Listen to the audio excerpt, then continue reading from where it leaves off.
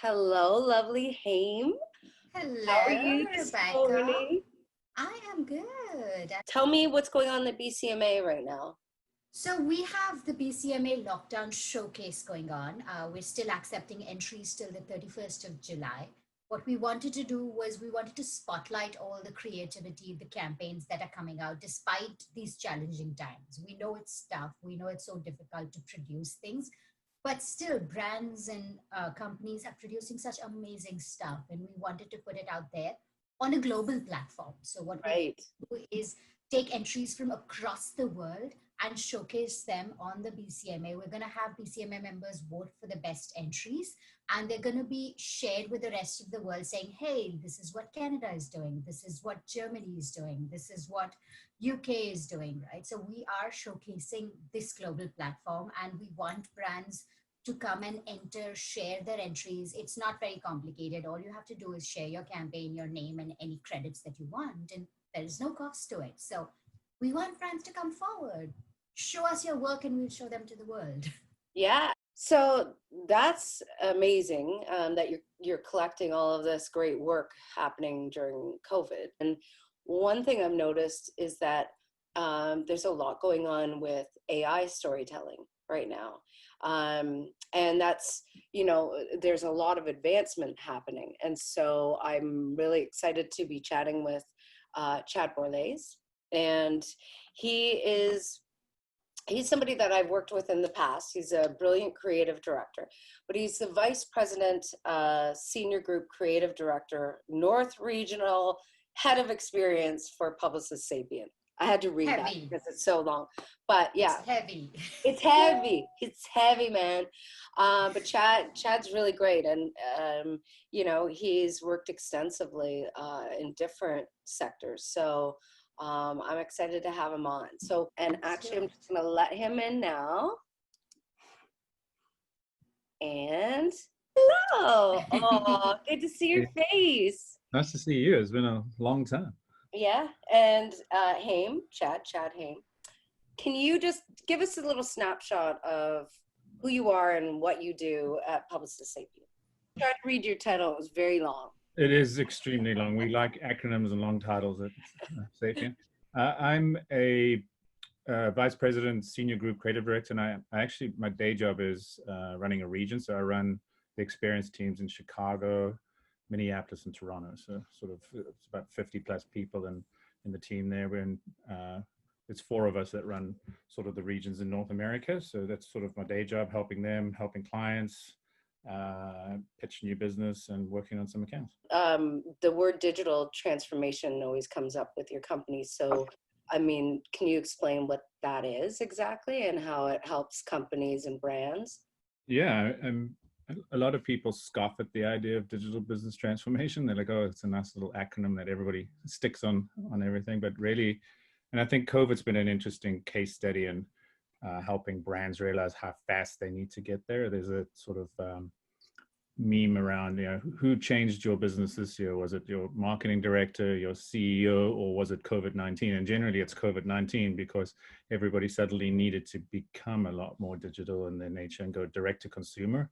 We've seen a lot of companies suddenly, come and knock in and going, hey, help us get there faster, help us change our whole company so that we can motivate ourselves to be where we need to be in 2021. So there's a lot of people trying to get there. A lot of people were left behind, and the companies that were pushing hard to get there are definitely doing better today than some of the ones that weren't. I mean, I think we as consumers can see that when we couldn't find toilet paper on shelves. Now we started looking to companies that were digital to service our needs. I mean, who isn't excited to see the Amazon box occasionally arrive with what they asked? It's like it's pretty amazing. So I think it's certainly helping companies get there is really what it's all about. Those who are not very well informed in layman's language, right? We'll have viewers who don't entirely understand this.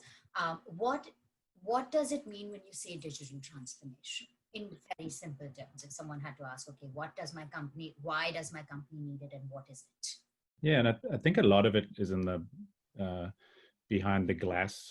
Sometimes we say it's really about transforming the way they're structured sometimes as well, because it's one thing to create a digital product, it's another thing to be able to service it from a traditional company going, this is the way we set up. So a lot of the work we do is also on reservicing them on that side of the equation so that we can help them change their organization so that they can be more effective. So there's a bit of both sides to it, and it takes a mindset and a lot of work to get there and effort. So that's where we can. Sure.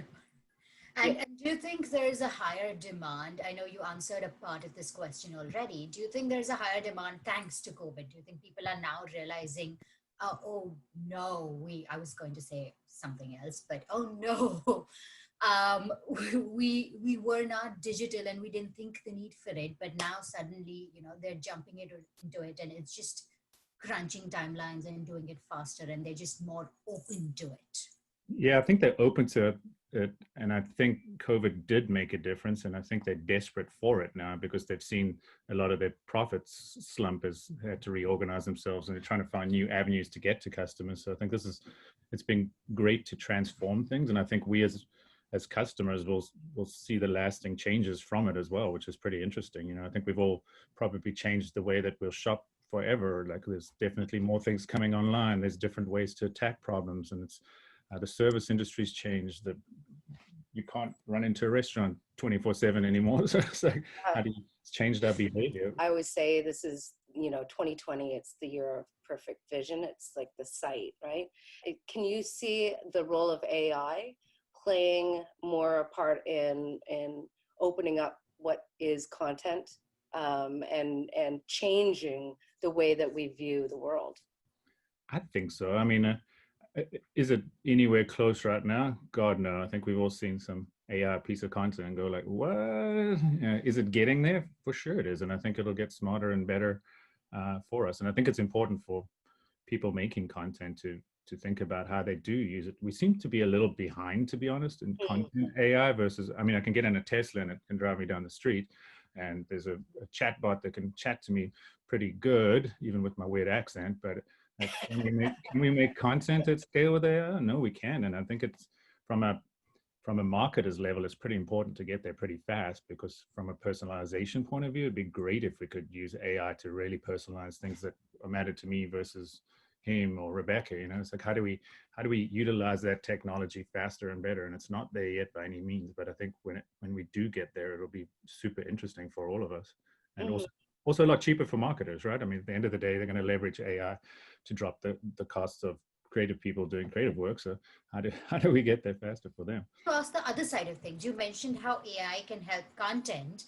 I also wanted to ask if there is any way branded content or content can play in aiding digital transformation. So is there some way that great content can make that transformation faster, more effective, easier?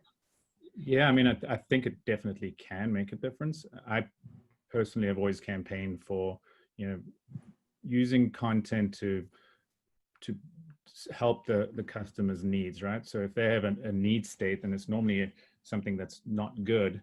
Content can certainly highlight that and show the solution. I think it's always an interesting approach to helping people see the value of a thing that you're trying to sell. So how do we use content to do that, to make them aware of what's going on? I mean, I think we've all we're pretty excited about seeing ads for things that we needed during a pandemic. So it's like, oh God, yes, you've got that. I mean, my Instagram feed blows up with all the things that I suddenly need in a pandemic. So it becomes interesting just to market towards it. So I think content plays a very, very large part. And just because I was thinking of this, like from my point of view, I consider you a real storyteller. I always see the way you approach any situation, it's through a good story. And just really quickly, I wanted to see, when we're talking about branded content, specifically branded entertainment, do you think there's an appetite out there now, or do you think that brands might be, or agencies might be a little more reticent to get back into production, or at least, like for me, I think this is the perfect time for it. Yeah, I agree with you, Rebecca. I think the days of short format TV spots are really done. I think if anything, pandemics really put a lid on some of that stuff. And I think a lot of people knew it was coming. I think a lot of people have been clinging on to the belief that it is the most important thing, and it is not anymore. So I think branded content gets really interesting from a different vehicle and probably a more realistic way to sell to people. Will we always have TV spots? Probably. Are we going to see a lot less of them? More than likely, as we can see some of the agencies struggling to sort of survive in that landscape. So it'll get really interesting. Publicis Sapient has its own AI, right, for extracting data.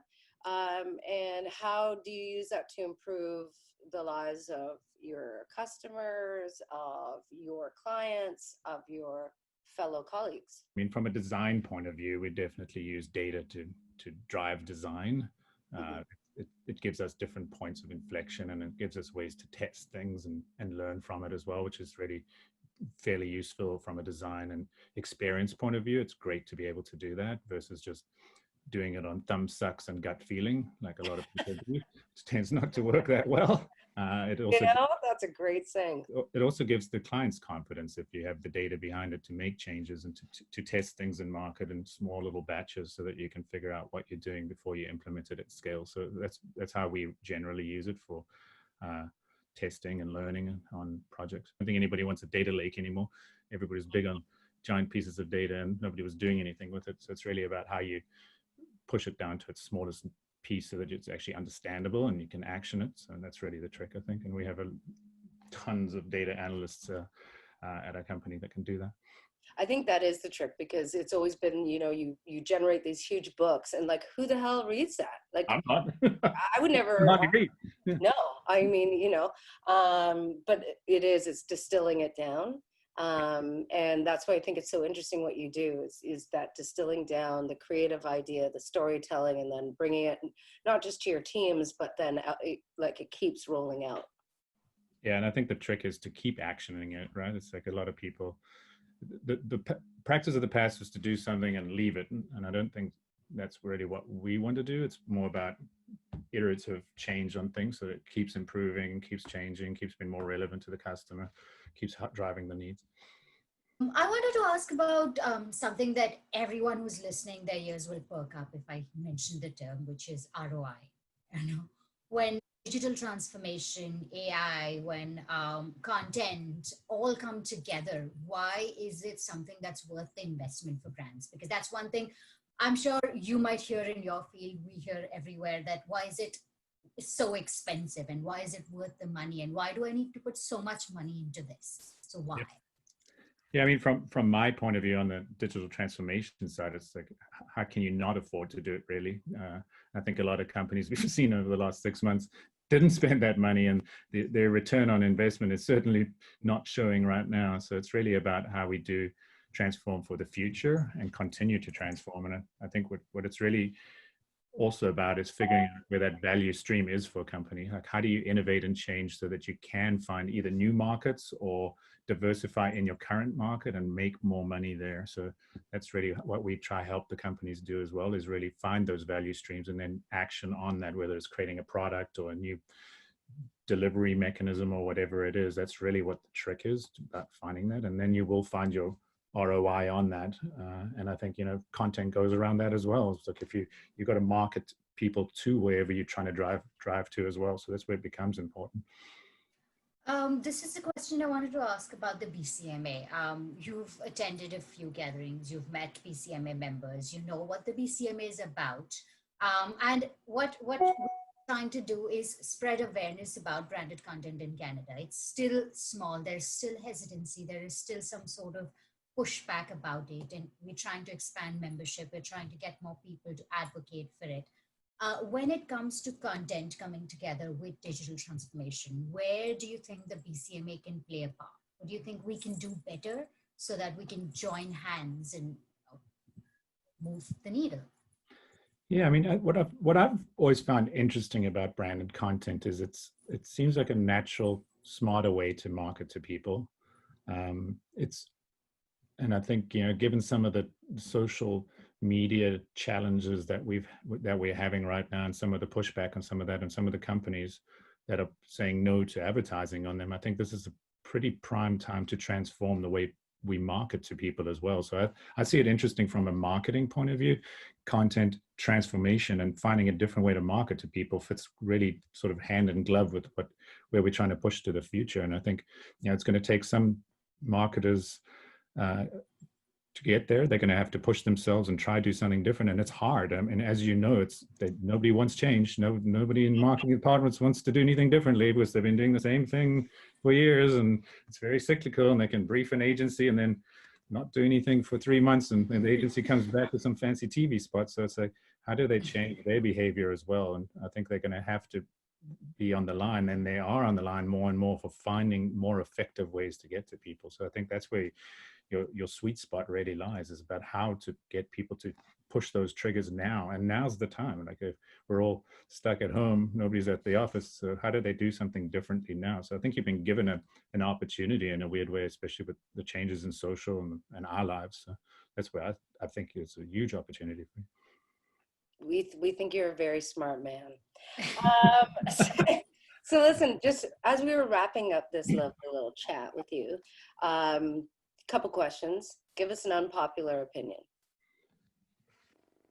I mean, in my current field of work, it's about, I don't need to transform my business. It's like, it's not true. Like, you got to keep transforming, and if you're not iterating, you're not going to get there. And actually, one more thing, what's inspiring you today? What's inspiring me today? I just read a book, which I found super interesting. It's called Team of Teams, and it's about the general that ran the war in Iraq on the first instance, and how he changed how the army worked together. And he started to embed different people in different teams, because the natural reaction as a human being is, if we're working, you always point to the other department and you go, they're terrible, we're way better, or, it's their fault, not mine. So he found a way to restructure the army during a war, which is pretty incredible. And it's a really interesting read, and I've been using it in my work life and on my teams as well. I found it super inspiring. And how I can't read, so this is obviously a good book. You know what? Yeah. I know how you can't read. Like, and recently I just got past a few hundred pages, and I was like, this is amazing. I can use this skill again. Yeah, I found it really inspiring. Should read it. Haem, any other questions? Oh yeah, I have some rapid fire questions. Okay, do it.